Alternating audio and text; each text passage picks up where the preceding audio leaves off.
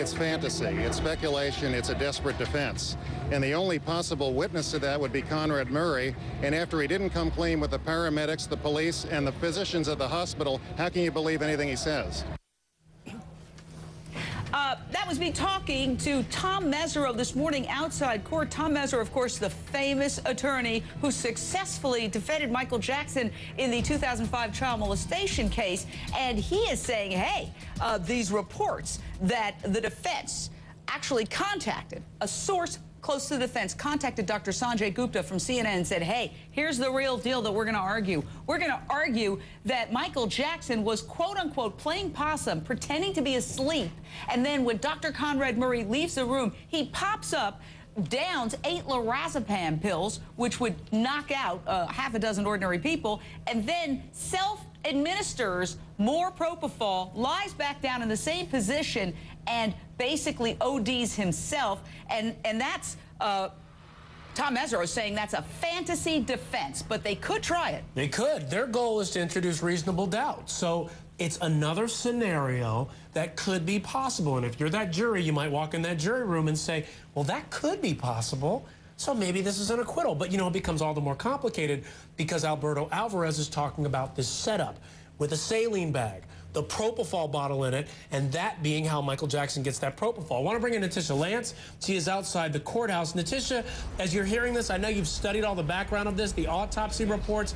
How plausible do you think it is that the defense's possible theory is true, especially given the fact that Alvarez describes this bag, ripped open, bottle of propofol in it, and that's how the propofol gets to Michael Jackson? I guess anything is possible, Ryan. We have to wait to hear more of the defense's case as it continues to go on. But from that autopsy report, what we do learn in there is that the propofol that was in Michael Jackson's system was enough for somebody who was having a major surgery. And not only that, that this person, the propofol in his system, he should have been intubated. He should have been in the care of a hospital. So he had enough propofol in his system to be undergoing major surgery. And we did hear the defense say that that lorazepam that was in his stomach was enough to put 6 people to sleep.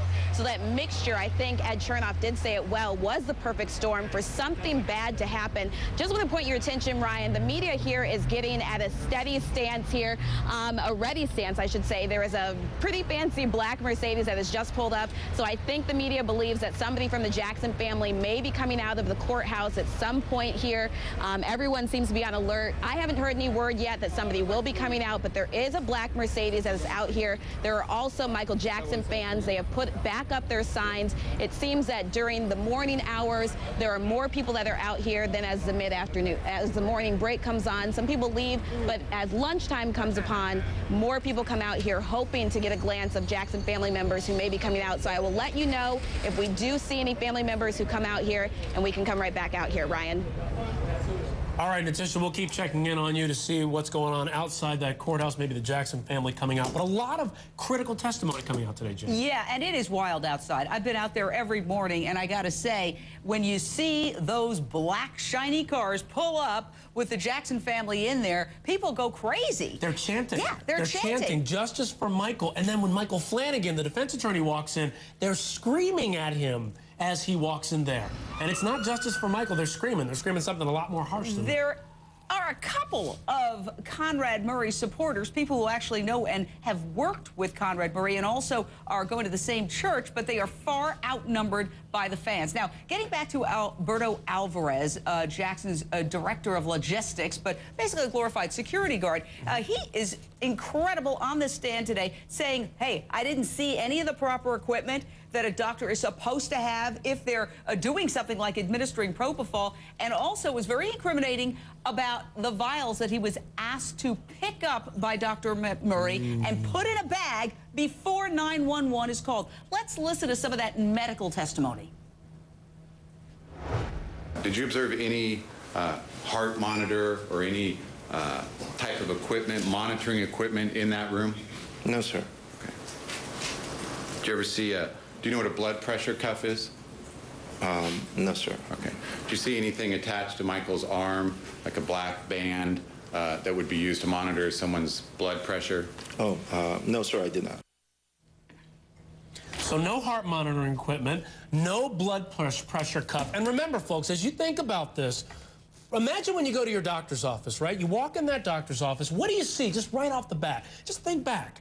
You see that blood pressure cuff, right? Yeah. You see monitoring equipment. I can't remember the last time I was at a doctor's office and I didn't see that. Now, you're the king of pop. You're paying your doctor $150,000 a month to take care of you, and none of that stuff is there. Well, this goes back to the prosecution's point that this was an employer-employee relationship, Dan Conaway, criminal defense attorney, former prosecutor, not a doctor-patient relationship.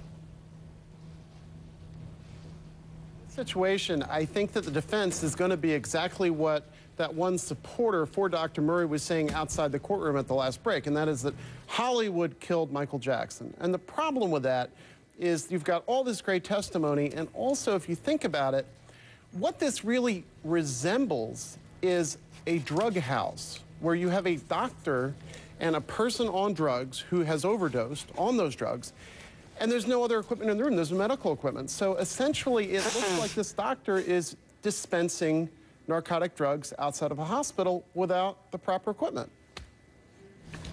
Yeah, and Mike, oh, go ahead. Well, I was just saying there was a tweet. Somebody said, hey, whenever I go under at a hospital or at a doctor's office, I have to sign a consent form. I wonder if Michael Jackson even signed a consent form. It's a very good point. Mike Alanos, real quick here. What do you think about this, walking into this scenario, not seeing this medical equipment there? I think Dr. Conrad Murray was leveled by Alberto Alvarez's testimony. You guys have laid it out.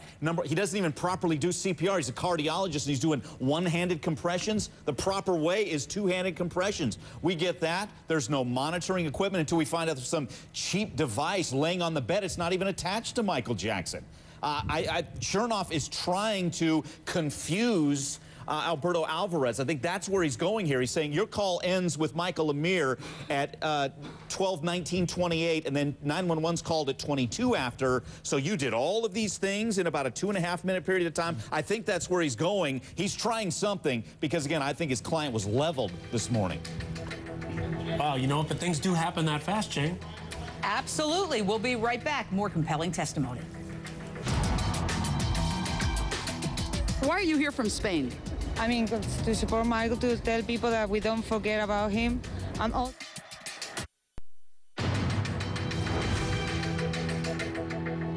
Were you shocked by the audio tape that the prosecution played? Were you shocked at all by that tape? No, that's what happens when Murray's not there to treat him.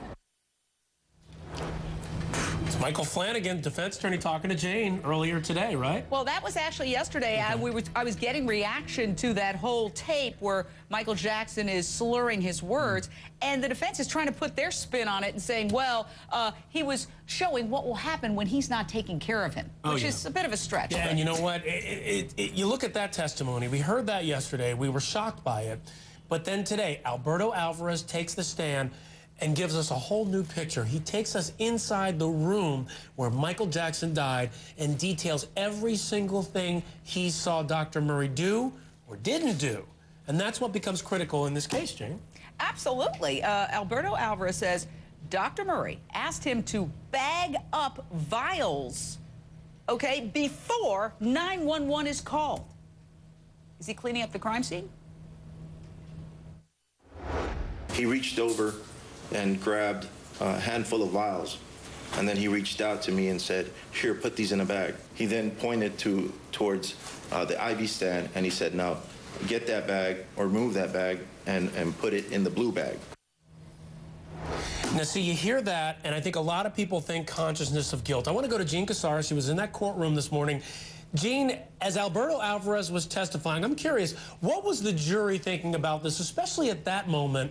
Because a lot of people would say, well, that to me sounds like a man who was more concerned with cleaning up the crime scene than trying to rescue his patient. Well, this is exactly what I wanted to talk to you about, because I was able to actually watch that interaction and watch Alberto Alvarez. The jury liked him. He was very credible in that courtroom. You saw it over television. I saw it live in the courtroom. Extremely credible witness. at the pivotal points of his testimony, jurors were writing. Notes increased with these jurors as he kept testifying. But at one point, they all smiled at him and laughed. It was when he was asked, "Is that your drawing up there?" And that was of the sailing bag. He says, "Yeah, it's sort of bad, but yeah, that's my drawing." Everybody, all the jurors laughed. They really liked him. And here's where I think the defense is going. All right, I heard Mike Galano say a few things. I think the defense at this point is trying to show that the minute that Alberto Alvarez got in that room, Dr. Conrad Murray said, "Call EMS, we've got to get an ambulance." And then Alberto started doing things because the children were there, et cetera, and so forth. And when he came back in the room, that Dr. Conrad Murray may have thought 911 was already called. So Conrad Murray was not doing so many things waiting to call 911. Now, we still don't have a lot of questions answered. The cross-examination has just begun, but I think that's one point that Ed Chernoff has tried to make so far. That's a critical detail. Yeah, absolutely, because if they can raise reasonable doubt that he perhaps thought 911 had already been called, that could be just enough to take the edge off of him. Yeah. If he was under the misimpression that 911 had been called. Admittedly, it's a stretch, but they've got to do something. But that's the whole point. What they're going to try to do over and over again is just say, here's another option, folks. Here's another option, jurors. And if you see these other options, there's another theory of this case, right? And if that's the case, you might have reasonable doubt. A fascinating three-dimensional chess game, and we are watching it all go down. Stay with us. More explosive testimony on the other side.